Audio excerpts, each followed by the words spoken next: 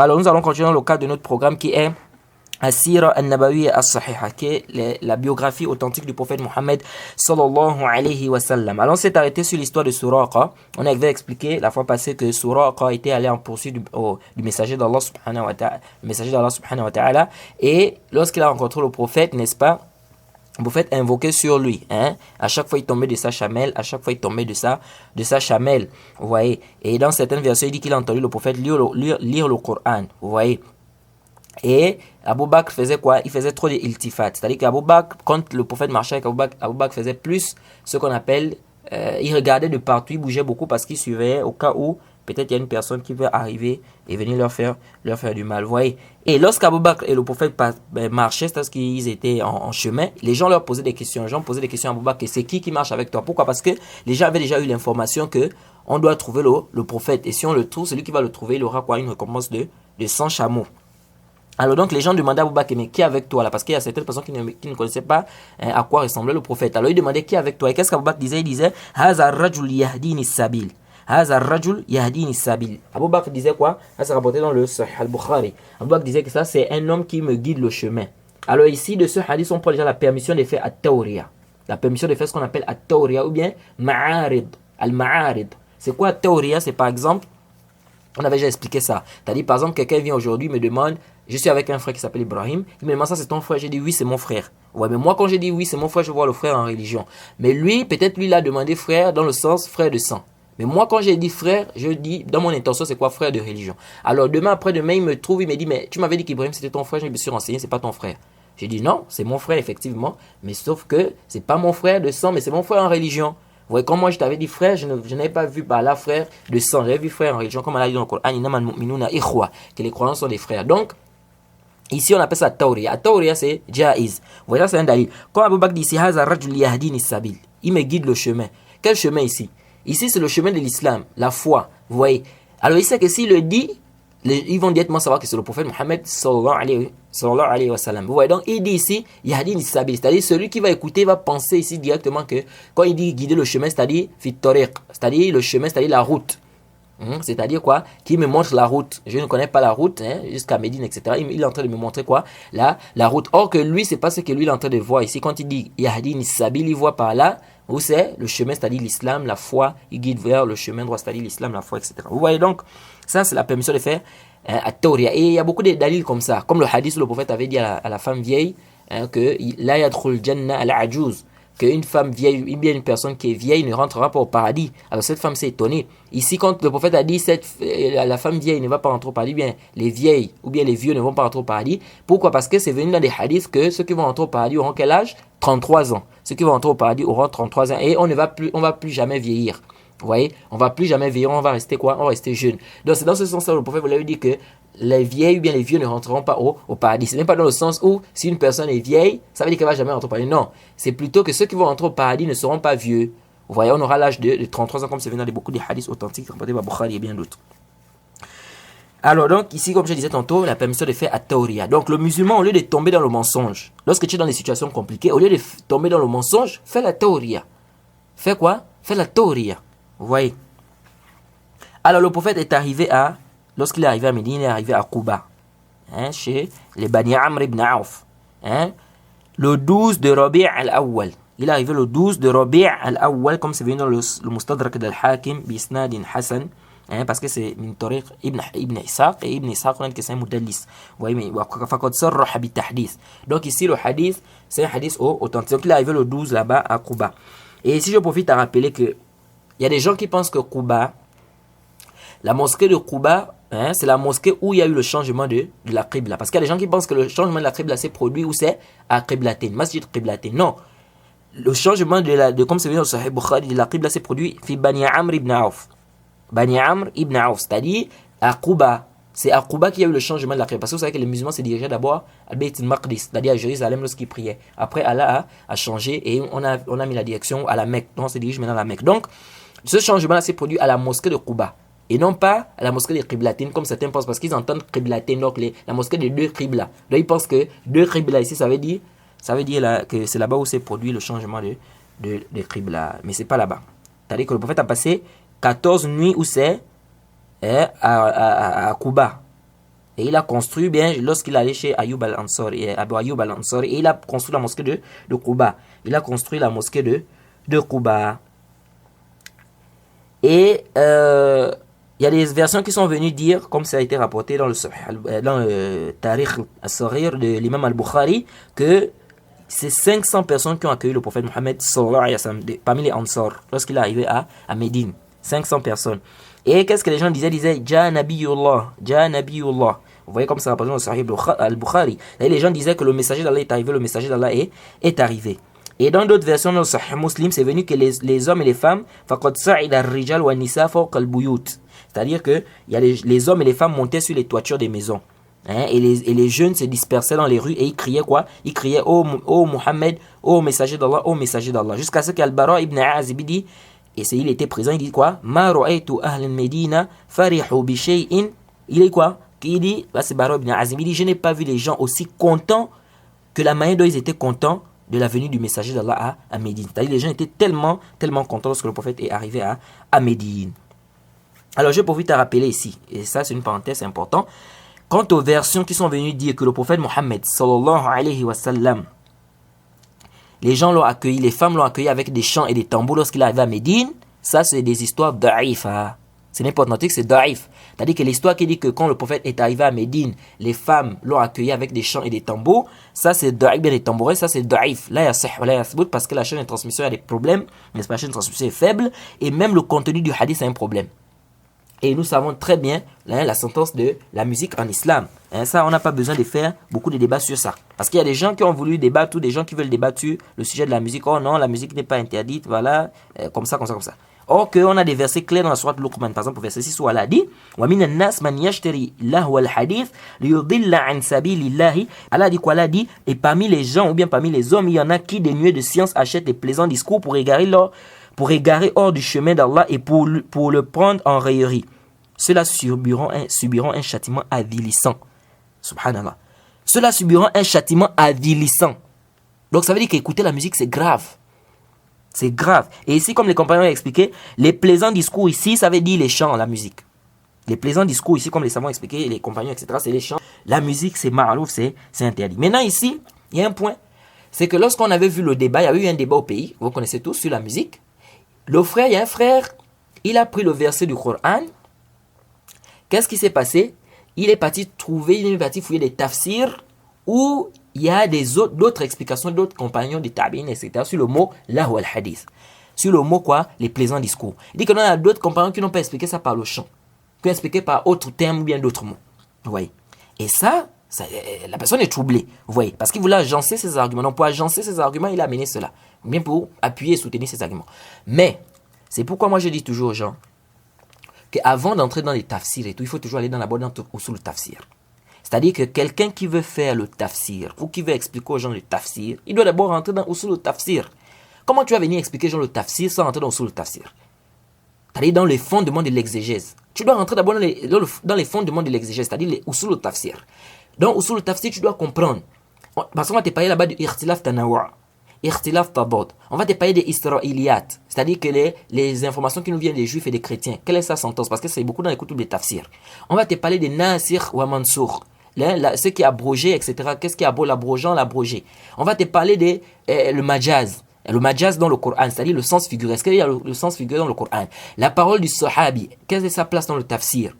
On va te parler de beaucoup de choses comme ça dans les tafsirs. Le am, le khas, c'est-à-dire le général, le particulier. Quand est-ce qu'on va parler du général, quand est-ce qu'on va parler du particulier? À quel moment on va dire ceci, c'est ça? Est-ce qu'il y a des termes dans le Coran qui ne sont pas arabes, qui ne sont pas, c'est-à-dire de l'arabe, etc. Donc c'est tant de choses qu'il faut connaître avant d'entrer dans le tafsir. Mais si toutes ces choses-là, tu n'as pas eu à comprendre ça, tu n'as pas compris ça, mais tu vas venir faire les gens de tafsir sur quelle base? Sur quelle base? Vous voyez? Tu dois d'abord rentrer dans usul tafsir. Et c'est pourquoi même tu vas voir aujourd'hui les gens, il va te prendre tafsir Ibn Kathir. Il va rentrer dans la mosquée, il commence à faire pendant le Ramadan, il prend le Juz Amma. Ou bien il prend Surat Baqarah, il commence à faire les gens tafsir. Et il te rapporte des hadiths qui sont dans Ibn Kathir, des hadiths da'if. Il vient ici dans la mosquée. Pourquoi? Parce que les gens n'ont pas fait ce qu'on appelle le tahqiq. Ce n'est pas tout ce qui est dans le tafsir Ibn Kathir qui est authentique. Il y a des hadiths da'if et même da'if jiddan. Vous voyez, il y a des israéliyat, mais tu ne peux pas venir faire des gens des tafsirs sans tahqiq, sans vérification, sans pour autant détailler aux gens. Tu apportes seulement des hadiths comme ça, tu apportes des asbab nuzul comme ça, même ce qui est da'if, ce qui n'est pas da'if, tu mélanges tout. Et les gens sont là, comme ça, en train de suivre, embrouiller, etc. Non. Celui qui doit faire le tafsir doit connaître ces points-là. Il doit connaître ces points-là. Vous voyez? Pourquoi je suis en train d'amener ça au usul tafsir? Parce que dans le usul tafsir, on nous parle par exemple de irtilaf tanawu' ou irtilaf tadad. Nous avons une divergence dans les tafsirs, c'est-à-dire des exégèses, qui ne sont pas du tout en contradiction. Qui ne sont pas du tout en contradiction. Je vais vous prendre un exemple. Quand Allah, par exemple, a dit dans le Coran, wa anfiqu fi sabilillahi, wa la tulqu bi aydikum ila tahluka. Allah dit quoi? Que dépensez dans le chantier d'Allah et ne vous jetez pas avec vos propres mains dans la destruction. Vous allez trouver dans les tafsirs, vous dites dans la destruction, ça veut dire al-bukhl, c'est-à-dire le fait d'être avare. Le fait d'être quoi? Avare. Pourquoi? Parce qu'ils vont vous amener beaucoup de choses. Et par exemple, Abu Ayyub al-Ansari, il rapporte par exemple que il y avait quelqu'un qui était parmi les soufoufs, il y avait une guerre entre les Roums et les musulmans, et il y a un qui est parti dans les soufoufs des Roums, et on l'a tué, et les gens ont dit, Haza qad qatala nafsa. Celui-là, il s'est suicidé. Vous voyez, et Abu Ayyub al-Ansari, il a dit non, c'est pas ça le sens. Il dit quand Allah a dit dans le Coran, wa anfiqu fi sabilillahi wa la tulqu bi aydikum ila tahluka. Ici, c'est le verset descendu sur nous, les Ansar.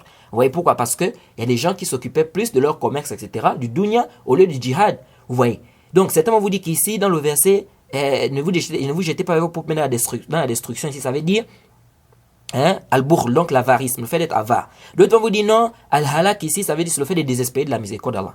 Si j'étais dans la destruction, c'est désespérer de la miséricorde d'Allah. Pourquoi? Parce que celui qui va être dans des péchés, n'est-ce pas, qui va toujours se lancer dans des péchés, et lorsqu'il désespère de la miséricorde d'Allah, qu'est-ce qu'il va faire? Il va toujours continuer dans ses péchés. Pourquoi? Parce qu'il va se dire que ça sert à quoi d'abandonner puisqu'Allah ne va pas me pardonner. Et vous voyez bien l'histoire de celui qui avait tué 100 personnes. Pas 99, j'ai dit bien 100 personnes. Lorsqu'il a tué les 99 personnes d'abord, après il est venu voir pour avoir des informations. Il a dit, est-ce qu'Allah peut me pardonner? Il lui a dit quoi? Il lui a dit, Allah ne peut pas te pardonner. Qu'est-ce qu'il a fait? Il a ajouté, cette personne-là, ça faisait 100. Vous voyez, parce que quand tu désespères de la miséricorde d'Allah, et vous allez voir beaucoup de gens comme ça, tu vas plus encore t'enfoncer dans le péché. Pourquoi? Parce que tu vas te dire que mais à quoi ça sert d'abandonner puisque Allah ne va pas me pardonner. Vous voyez? Et donc certains disent c'est ça, c'est jeter dans la destruction. Celui qui désespère la miséricorde d'Allah, il va se jeter dans la destruction. Pourquoi? Parce qu'il va toujours plonger dans les péchés. Et d'autres vont vous dire non. Par exemple, se jeter dans la destruction, c'est quelqu'un par exemple qui quitte, il se met sur une montagne, il dit qu'il va se suicider, il va se jeter par la montagne. Il est en train de se jeter dans la destruction. Ou quelqu'un qui va se noyer, il est en train de se jeter dans la destruction. Donc tout ça, ça rentre dans le tafsir. Et ici, quelqu'un va aller, qui va t'amener, non, j'ai lu dans tel tafsir comme ça. L'autre va dire, non, ici, là, il n'y a pas de contradiction. Ici, tout ça, ça rentre dans la destruction. C'est général. Tout ce qui peut t'amener à la destruction, que ce soit dans le dunya ou dans le akhira, ici, ça rentre dans le verset. Ça rentre dans quoi? Dans le verset, ne vous jetez pas avec vos propres mains dans la destruction. Donc ici, il n'y a pas de contradiction. Il n'y a pas de contradiction.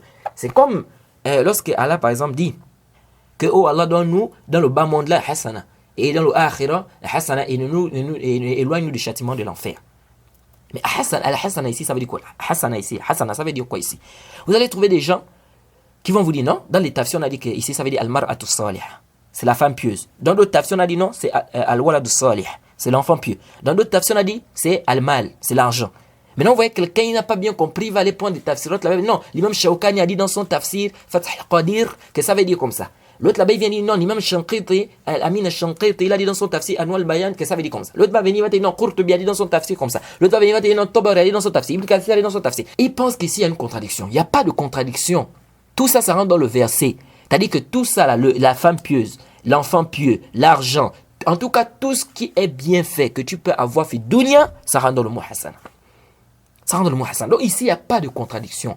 Guide-nous sur le chemin droit. Vous allez trouver dans les tafsirs, on vous dit le chemin droit ici, ça veut dire al-iman, ça veut dire la foi. Vous allez trouver dans les tafsirs, on vous dit le chemin droit ici, ça veut dire al-islam, donc l'islam. Vous allez trouver dans des tafsirs, on vous dit le chemin droit ici, ça veut dire ta'a, c'est-à-dire l'obéissance en Allah. Vous allez trouver dans les tafsirs, on vous dit le zoom sunna, c'est le fait d'être toujours préponné, de se cramponner à la sunna. Vous voyez? Mais quelqu'un va aller lire là-bas dans le tafsir. Il va dire non, ici dans le tafsir de l'imam Shawkani, on a dit que ici ça veut dire l'iman. L'autre là-bas il vient et dit non, l'imam Shanqiti, il a dit dans son tafsir que ça veut dire l'islam. Ils sont comme en train de diverger. Oh non, ça veut dire l'islam. Oh non, ça veut dire. Ici il n'y a pas de contradiction les frères. Ici là, guide-nous sur le chemin droit ici. Tout ça, ça rentre dans le verset. C'est-à-dire, guide-nous sur le chemin droit, c'est-à-dire guide-nous dans la foi, guide-nous dans l'islam, guide-nous dans l'obéissance, guide-nous dans le suivi de ton prophète, etc. Tout ça, ça rentre dans guide-nous sur le chemin droit. Il n'y a pas de contradiction. Il n'y a pas de contradiction ici. Vous voyez. Mais quelqu'un qui n'a pas compris ces bases-là, qu'est-ce qui va se passer? Il va penser qu'il y a contradiction et ils vont commencer à faire une divergence qui n'a pas lieu d'être. Vous voyez. C'est comme Dans plusieurs versets comme ça dans le Coran. Vous voyez, donc ici, sous le tafsir, on t'explique, on te dit qu'il y a ikhtilaf tanawa, ikhtilaf tadad. Donc quand toi déjà tu as compris ça, quand tu expliques les gens le tafsir, tu vois clairement qu'il n'y a pas de problème, il n'y a même pas de contradiction ici. Vous voyez, maintenant il y a des versets où il y a contradiction. Comme par exemple, quand Allah dit dans le Coran, surat Maryam, فَنَادَاهَا مِن تَحْتِهَا أَلَّا تَحْزَنِي. Vous voyez, قَدْ جَعْلَ رَبُّكِ تَحْتَكِ سَرِيًّا. Allah dit quoi concernant, il a dit, et alors il appela d'au-dessous d'elle. Et il l'appela d'au-dessous d'elle, en disant, ne t'afflige pas, ton Seigneur a placé à tes pieds une source. Qui appela ici? Il appela, c'est qui appelle ici? Vous allez voir dans les tafsirs, on dit c'est Jibril, c'est l'ange Gabriel. Dans d'autres tafsirs, on dit non, c'est Isa, c'est Jésus. Bon, qui a appelé Mariam? Qui a appelé Marie ici? C'est Jésus ou bien c'est l'ange Jibril? Vous voyez, ici c'est en contradiction. Tu ne peux pas venir dire que les deux sont justes. Ici, ou bien c'est Jibril qui a appelé, ou bien c'est Isa qui a appelé. Vous voyez, ici tu ne peux pas venir dire que non, les deux sont justes. Parce qu'il a dit, il appela. Il appela ici, c'est qui? On ne peut pas dire que les deux. Vous voyez, donc ici, là, il faut maintenant faire le tarjih. Là, on va maintenant retourner dans des qara'in, c'est-à-dire dans des indices. Ceux qui ont dit que c'est Jibril se sont appuyés sur quoi? Ceux qui ont dit que c'est Isa, ils se sont appuyés sur quoi? Et puis par rapport à là, on va sortir avec une sentence. Vous voyez, donc dans les tafsirs, c'est ça. Il y a ceux qui sont en contradiction, parfois il y a ceux qui n'est pas en contradiction. Et les contradictions, là, souvent, c'est dû à quoi? Il y a plusieurs raisons. Parfois, par exemple, ce savant-là, il a fait le tafsir au verset, il s'est par exemple appuyé sur un hadith qui est da'if. Par rapport à ce hadith da'if, il a amené l'explication. L'autre savant, il a eu l'information, il a su que le hadith est da'if. Maintenant, il s'est appuyé sur ce qui est authentique et il a vu. Vous voyez donc, contradiction ici. Vous voyez. Mais comme on dit, les gens là ne se contredisent pas. Les tafsirs, l'explication du prophète ne se contredit en aucune manière. Vous voyez. Donc, lorsque la contradiction, c'est qu'il y a un problème. Au niveau soit de l'isnad ou d'une autre, il y a peut-être une autre raison. Vous voyez. Donc, les tafsirs, il faut connaître ça. Il y a ikhtilaf tadad ou ikhtilaf tanawa. Et beaucoup d'ikhtilaf, parfois, ce n'est même pas tadad, c'est tanawa. Mais les gens ne comprennent pas. Bref, pour dire que dans le tafsir, il y a ce qui est tanawa, il y a ce qui est tadad. Donc, ce n'est pas tout. Quand tu vas voir là-bas une tafsir, on a expliqué comme ça, dans une autre tafsir, on a expliqué comme ça, tu dis non, il y a contradiction. Non. Tout ça, ça rentre dans le verset. Mais bien évidemment aussi, comme j'ai dit tantôt, ce n'est pas de ta propre tête. Ce n'est pas toi qui vas maintenant venir avec ton tafsir ou bien avec ta explication et puis tu dis, moi on peut aussi expliquer ça comme ça. Là, on te dit, krif, ici, là, stop. Tu dois nous apporter un tafsir. Qui t'a précédé dans ça? Est-ce que c'est venu dans le Coran comme ça, c'est le compagnon expliqué? C'est par rapport à là qu'on va apprendre la sentence. Ce n'est pas toi de ta propre tête que tu penses comme ça. Après, tu viens, tu nous dis non. Moi, on peut aussi expliquer ça comme ça. Là, ce n'est pas on n'a pas besoin de ta tête ici. Alors, lorsque toi tu comprends comme ça, l'autre comprend comme ça, qu'est-ce que ça fait? Ça amène les divergences. Et qu'est-ce qu'on fait? On doit retourner vers le Kitab wa Sunna. Toi, tu as dit comme ça, oui. Tu te bases sur quoi? Est-ce que c'est dans le Coran, c'est dans la Sunna qui a expliqué ça comme ça? Les compagnons ont compris ça comme ça, les savants ont expliqué ça comme ça. Si c'est pas là, on n'a pas besoin de ça. Vous voyez, donc, ça, c'est des points qu'il faut comprendre. C'est des points qu'il faut comprendre. Pourquoi j'amène ça? Parce que ici, quelqu'un va aller trouver des tafsirs où il va aller voir que dans Lahu al-Hadith ou bien Lahu al-Hadith, on a expliqué ça comme ça. Dans d'autres tafsirs, on a expliqué ça comme ça. Dans d'autres tafsirs, on a expliqué ça comme ça. On n'a pas expliqué, on n'a pas dit que c'est le chant. On a dit d'autres termes. Il vient là-bas, il dit non, ici, là, il y a d'autres tafsirs qui ont dit comme ça. Donc, tant qu'il y a khilaf ici, donc chacun fait ce qu'il veut. Et puis, ça, c'est aussi une choubha que les gens ont. C'est pas parce qu'il y a une divergence qu'on doit faire ce qu'on veut. Donc, parce qu'il y a une divergence, chacun doit faire ce qu'il veut. Ça, c'est grave et c'est dangereux. Si c'est comme ça, donc la religion, là, c'est-à-dire on va bafouer la religion. On ne peut pas dire que parce qu'il y a un khilaf, et puis chacun fait ce qu'il veut. Tous les deux sont vrais. Abadan.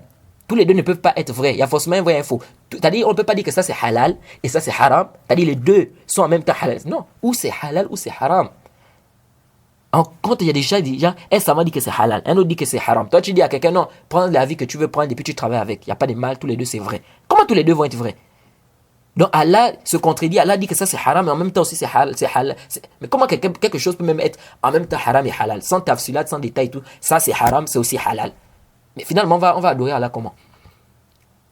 Donc je fais quoi? Si on me dit par exemple que manger la viande de porc c'est halal et c'est haram. Donc je fais quoi? Je mange ou bien je ne mange pas? Puisque c'est en même temps halal et haram. Vous voyez même que, ça c'est même pas, c'est batil. C'est pourquoi Allah dit quoi dans le Coran? أفلا يتدبرون القرآن ولو كان من عند غير الله لوجدوا فيه اختلافا كثيرا. N'ont-ils pas médité sur le Coran? La contradiction n'émane pas l'inspiration divine. Lorsque tu sens qu'il y a une contradiction, soit c'est ta tête. Et les tafsirs, il faut comprendre que dans les tafsirs, il y a ce qu'on appelle ikhtilaf tanawa' et ikhtilaf tabad. Il y a des tafsirs qui ne sont pas en contradiction, il y a des tafsirs qui sont en contradiction.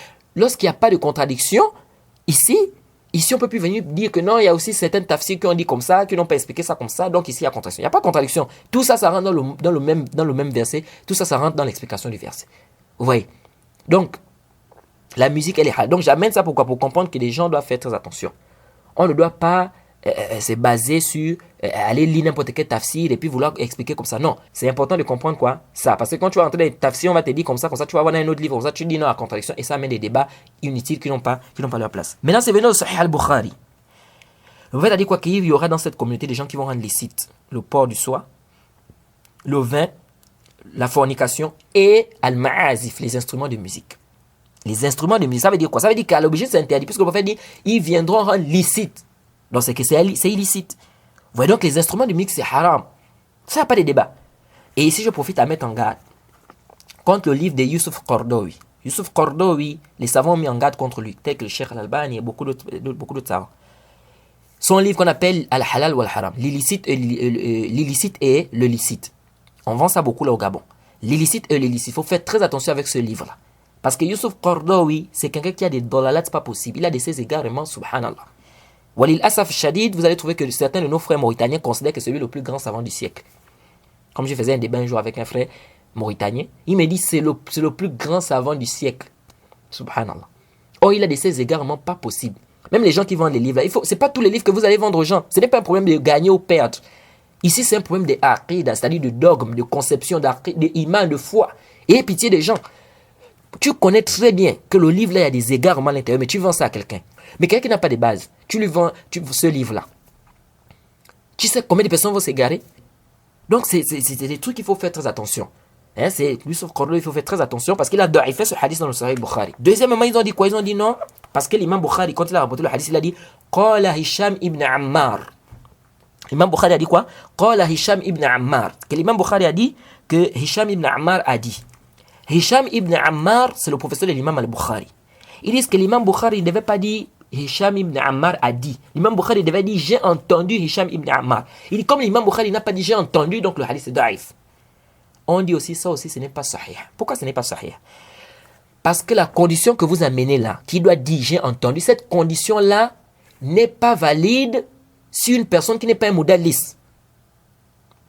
Cette condition-là, c'est pour quelqu'un qui est mudallis. Quelqu'un qui est mudallis, il doit clairement dire j'ai entendu. On avait déjà expliqué c'est quoi le tadlis. Le tadlis, c'est-à-dire qu'il rapporte c'est le fait qu'un rapporteur rapporte, n'est-ce pas, de son professeur qu'il a entendu, ce qu'il n'a pas entendu de lui. Donc bref, le hadith, ce hadith est authentique parce que l'imam Bukhari n'est pas un mudallis, hasha wa kalla, l'imam Bukhari c'est pas un mudallis, donc même s'il n'a pas dit j'ai entendu Hisham ibn Ammar, qui est son professeur, ici ça n'influence pas dans le hadith. Ça n'influence pas parce que c'est son professeur et ce n'est pas un mudallis. La condition qu'il faut qu'il cite, j'ai entendu, mais il faut qu'il dise j'ai entendu, ça c'est pour quelqu'un qui est mudallis. Quelqu'un qui n'est pas mudallis, ce n'est pas une condition pour qu'il nous rapporte quoi? Un hadith. Vous voyez? Donc le hadith, c'est un hadith quoi? Authentique. Alors le prophète est arrivé à la maison de Abu Ayyub al-Ansari. Abu Ayyub al-Ansari, c'est un compagnon du prophète. Il a vraiment soutenu le prophète. Hein? Il a gardé le prophète. Et le prophète est venu, sa maison était en étage, donc le prophète était en haut et en bas, lui il était en haut. Et il a trouvé ça gênant. Il a dit au prophète, non, monte, nous on va descendre. Vous voyez, toi tu viens en haut, nous on va descendre. C'est quoi? Ça montre que le prophète il n'a pas trouvé ça gênant. Il a dit non, il n'y a pas de problème, tu peux rester en haut, moi je suis en bas. Mais après, il a insisté jusqu'à ce que le prophète est monté et lui il est descendu. Donc ici, pour montrer ici quoi que les compagnons avaient beaucoup de respect pour le prophète Mohammed sallallahu alayhi wa sallam. Et Abu Ayyub al-Ansari, c'est celui qui avait dit à sa femme, lorsqu'on a accusé Aïcha qu'elle a commis le zina, on va voir ça quand on va entrer dans la guerre de Bani Mustaliq, on a accusé Aïcha qu'elle a fait le zina, qu'elle a fait l'adultère. Et Abu Ayyub a dit à sa femme, qu'est-ce que toi tu as déjà fait ça? Elle a dit, et sa femme lui a dit non. Il a dit voilà. Donc ça veut dire qu'Aïcha n'a pas fait ça. Aïcha est innocente. Pourquoi? Il dit parce que Aïcha est meilleure que toi. Si déjà toi tu n'as pas fait, c'est pas Aïcha qui va faire ça. Oui. Donc ça c'est un peu de manière globale ce qu'il faut retenir concernant la venue du prophète dans la maison de Abu Ayyub al-Ansari. Oui. Et quand le prophète Mohammed sallallahu alayhi wa sallam est arrivé à Médine, hein, vous voyez, tout le monde voulait que le prophète vienne chez lui. Et Abu Ayyub il a dit Ana. Il a dit Ana ya Nabi Allah. C'est-à-dire que ma maison est plus proche. Hazi dari wa haza babi. Fanazala fi dari. Et ça c'est rapporté dans le Sahih al-Bukhari. Donc le prophète est arrivé chez Abu Ayyub al-Ansari. Et le prophète a fait marcher sa chamelle. Le prophète a fait marcher quoi? Sa chamelle comme c'est venu dans les sirops d'Ibn Hisham. Avec une chaîne de transmission. Hassan al-Ghayri. Il y a des versions qui sont venues dans les Tabaqat d'Ibn Sa'ad qui dit que le prophète a duré dans la maison d'Abu Ayyub 7 mois. Que le prophète a duré dans la maison d'Abu Ayyub 7 mois. Mais ça c'est daif. C'est daif, c'est-à-dire le hadith qui dit que le prophète a passé 7 mois dans la maison d'Abu Ayyub, c'est un hadith daif, la yasih wa la yasbut. Et le prophète disait quoi? Là où la hijra, la kuntu imra'an min ansar. minal ansar. Le prophète a dit quoi? Comme c'est bien dans le Sahih al-Bukhari, il a dit si ce n'était pas la hijra, si ce n'était pas l'hégire, j'allais espérer être parmi les ansar. Les ansar parce que quoi? Les ansar sont eux qui ont soutenu les muhajiroun, c'est-à-dire ceux qui ont fait la hijra. Ils les ont aidés. Pourquoi? Parce que vous savez que quand ils ont fait la hijra, beaucoup des koufars ont voulu bloquer, n'est-ce pas, les musulmans, ils ont pris leurs biens, etc. Donc certains musulmans ont fait la hijra, ils n'avaient pas de biens. Ce qui fait que le prophète a mis en place, c'est-à-dire un système de fraternité entre les ansar et les muhajiroun. Donc ils les ont soutenus. Vous voyez, ils ont beaucoup de mérites, les ansar. Vous voyez, là, le prophète dit, si ce n'était pas les gires, il a souhaité être parmi les ansar. Vous voyez. Alors le prophète a construit la mosquée de Quba. Et la mosquée de Quba, le prophète a acheté le terrain de deux orphelins. Deux jeunes orphelins, il a acheté le terrain et il a commencé à construire la mosquée. Et lui-même, il construisait avec ses compagnons. Et ça, c'est un dalil qui prouve que le prophète était humble. Le prophète n'a pas dit non, moi je suis le messager d'Allah, donc construisez, je vous regarde seulement, bien je vous donne des ordres. Non, le prophète est rentré avec eux, il a construit avec eux la mosquée de quoi? La mosquée de Quba. Et aussi on rapporte dans les coutubes de Sira aussi que Omar ibn al-Khattab, c'est lui qui a mis les tariq, c'est lui qui a mis comment on appelle ça, la date, la date du calendrier hégirien. C'est lui qui a mis ça en place lorsque le prophète a fait la hijra, comme beaucoup disent là, que le calendrier musulman commence le jour le prophète a quitté la Mecque pour aller à Médine. Donc ici Omar ibn al-Khattab, c'est lui qui a mis quoi? Le calendrier hégirien. C'est qu'on rapporte dans les coutubes de Sira, etc. Mais d'après, j'ai essayé de faire un bahth. Je n'ai pas trouvé un hadith, c'est-à-dire j'ai fait une recherche, je n'ai pas trouvé un hadith ou un nos clair qui stipule cela. C'est-à-dire il n'y a pas un texte, ça c'est selon ce que j'ai déjà lu ou selon ce que j'ai déjà fouillé, donc par rapport à ma connaissance. Vous voyez? Donc ça c'est en fonction de ma connaissance moi. Ce que j'ai déjà lu par rapport la petite recherche que j'ai eu à faire, je n'ai pas trouvé un texte sarih qui vient stipuler cela. Mais c'est dans les coutubes de Sira. On cite ça dans les coutubes de Sira. Mais est-ce que, c'est-à-dire qu'il y a un texte clair qui est venu comme ça, où Marim al-Khattab lui-même il dit, ou bien un compagnon qui dit, etc. Je n'ai pas trouvé encore cela. Mais c'est cité dans les coutubes de Sira, etc. Comme Ibn Hajar aussi a cité ça dans le Fath al-Bari. Vous voyez.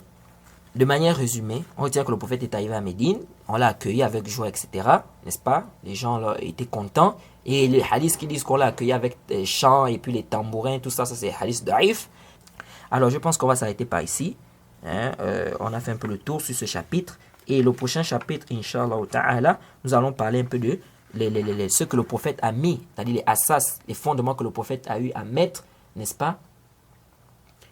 Concernant la fraternité entre les Ansar et les Muhajiroun. Et puis on va rentrer dans les Ghazawat, dans les guerres et tout ça. Pourquoi? Parce que on va terminer la première partie de la biographie. Voyons la première partie de la biographie. On va rentrer maintenant dans la deuxième partie qui a un rapport directement avec le djihad, les guerres, comment est-ce que le prophète a fait la guerre avec ses compagnons, etc.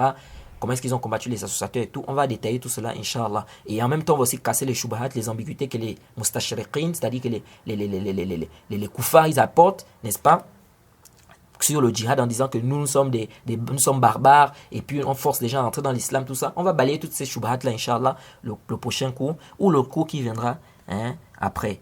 Et on demande vraiment qu'Allah nous aide et qu'Allah nous facilite.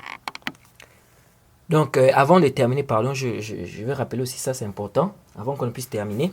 C'est que quand le prophète est arrivé à Médine, il n'a pas seulement construit la mosquée de Quba. Il n'a pas seulement construit la mosquée de Quba, parce que la mosquée de Quba, c'est la première mosquée. Quand on parle de l'islam, c'est la première mosquée. Parce que il y a des versets qui disent que non, la première maison qu'on a érigée pour l'adoration d'Allah, c'est la Mecque. Mais ici, il s'agit de l'islam, c'est-à-dire lorsque Allah a envoyé le prophète Mohammed sallallahu alayhi wa sallam, quelle est la première mosquée qu'on a eu à construire? C'est quoi? C'est la mosquée de Quba. Il a également construit la mosquée qu'on appelle de Médine, c'est-à-dire la mosquée que vous connaissez tous, le Masjid Nabawi. Vous voyez, il a construit cette mosquée-là. Et cette mosquée aussi, il a acheté le terrain. Le prophète a acheté le terrain. Mais le prophète a acheté le terrain là de l'oncle de deux, comment dirais-je, de deux yatim également. C'est-à-dire deux orphelins. Il a acheté ça aussi de deux orphelins, mais pas d'eux-mêmes. Il a acheté ça de leur oncle. Et donc le prophète a donc acheté cette terre-là. Mais vous devez savoir que cette terre-là le prophète a acheté ça parce que avant qu'on ne construise la mosquée du prophète, il y avait quoi? Il y avait d'abord les tombeaux des associateurs. Il y avait des tombeaux des associateurs. Donc le prophète on a déterré les tombeaux des associateurs là, et on a construit quoi là? La mosquée. Vous voyez donc, ça c'est aussi un rad à ceux qui disent que non. Vous dites que non, c'est interdit de prier sur les tombes. Mais voilà, la mosquée du prophète, on prie sur les tombes. Non, on ne prie pas sur les tombes. Les tombeaux des mécréants ont été déterrés depuis. C'est pourquoi les savants disent qu'il est permis, s'il y a par exemple une terre où il y avait des tombeaux et on a déterré ça, n'est-ce pas? On peut construire là. Ici, on ne va pas dire que la personne est en train de prier sur les tombes. Non, les tombeaux ont déjà été déterrés, les cadavres ont été déjà déterrés. Vous voyez? Et ça aussi, ça prouve aussi, c'est une permission, ça prouve qu'il est permis de déterrer des cimetières ou de déterrer des tombes s'il y a des nécessités. S'il y a vraiment une nécessité ou il y a vraiment un problème ou une contrainte, etc. Comme on m'a raconté au Cameroun, ils ont eu ce cas-là que le gouvernement avait demandé de déterrer en fait de déplacer le cimetière des musulmans. On leur avait demandé de faire quoi? De retirer tous les tombeaux ou bien toutes les personnes qui sont mortes dans tel ou tel cimetière. Vous voyez? Donc ils ont demandé est-ce qu'il est permis, etc. Vous voyez? Donc ici ça montre qu'il est permis. Maintenant quelqu'un peut dire non.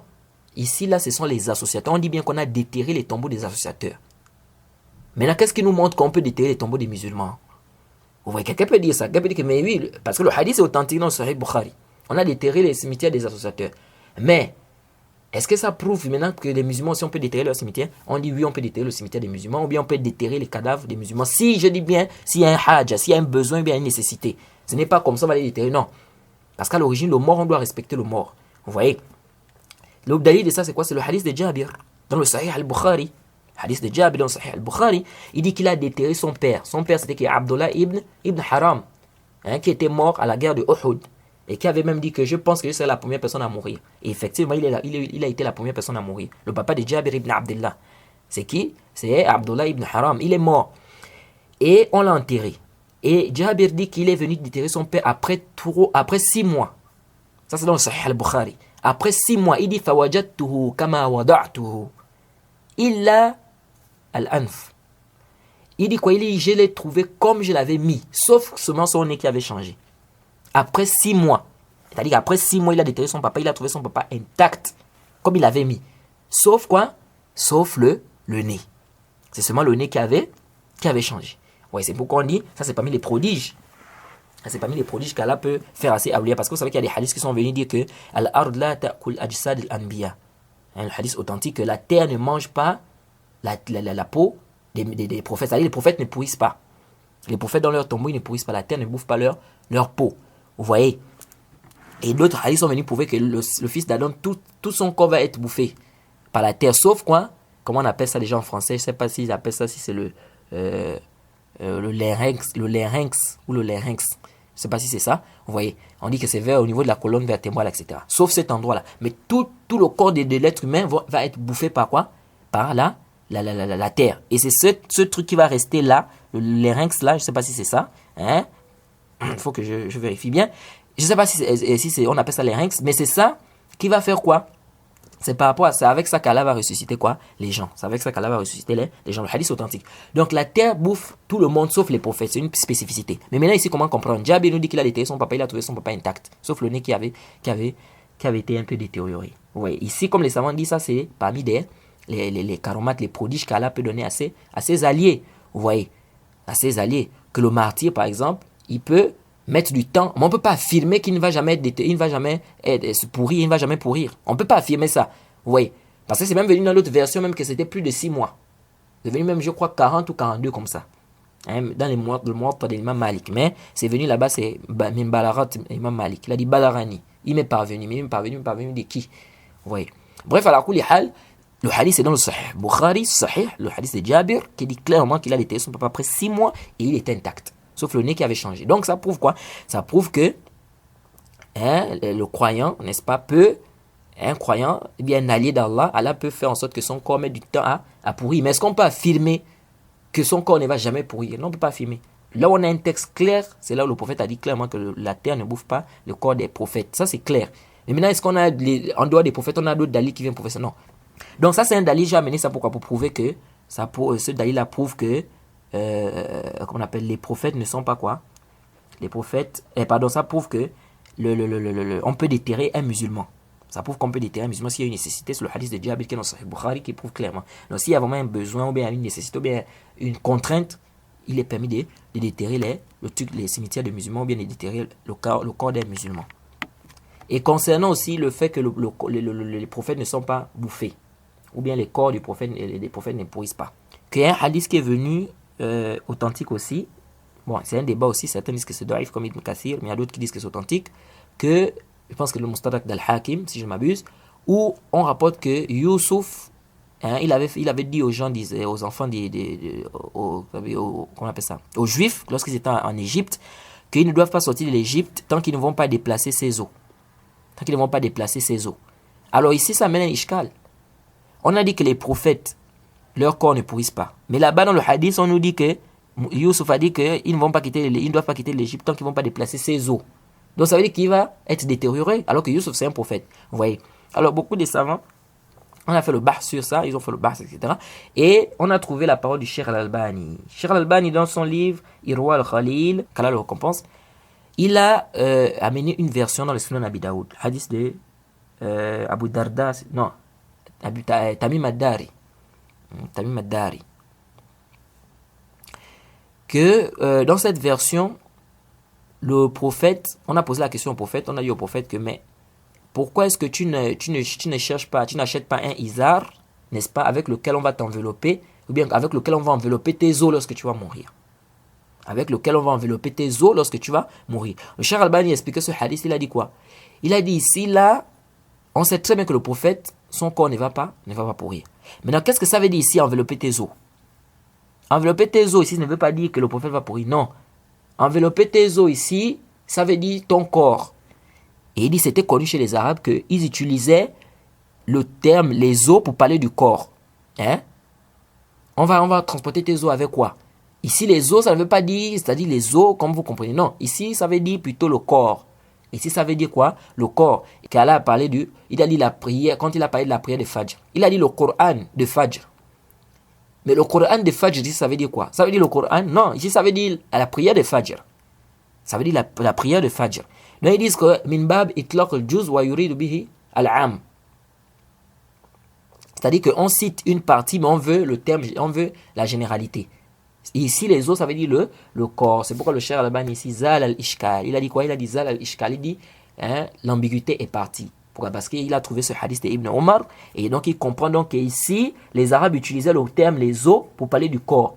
Donc, ça veut dire que là-bas, quand Youssouf a dit que vous ne devez pas quitter de l'Égypte, tant que vous n'allez pas transporter mes os ici, ça ne veut pas dire les os au sens propre, mais ça veut plutôt dire quoi? Ça veut plutôt dire le corps, vous voyez. Bref, c'était juste une parenthèse, on avait même déjà parlé de ça, si je ne m'abuse. Mais ce que je voulais ici rappeler, dans ce hadith de Jabir qui est rapporté par l'imam Bukhari, c'est juste de prouver qu'il est permis de déterrer le corps d'un musulman s'il y a une nécessité, ou bien s'il y a quoi? Vraiment une contrainte. S'il y a une nécessité, ou bien s'il y a une contrainte. Alors, donc, comme je disais tantôt, on va s'arrêter par ici. C'est le dernier point que je voulais juste rappeler. Et on demande qu'Allah nous pardonne, qu'Allah nous donne la compréhension de la religion. On se retrouve donc au cours prochain. Wa subhanaka Allahumma bihamdik. Wa ashhadu an la ilaha illa anta astaghfiruka wa atubu ilayk. Assalamu alaikum wa rahmatullahi wa barakatuh.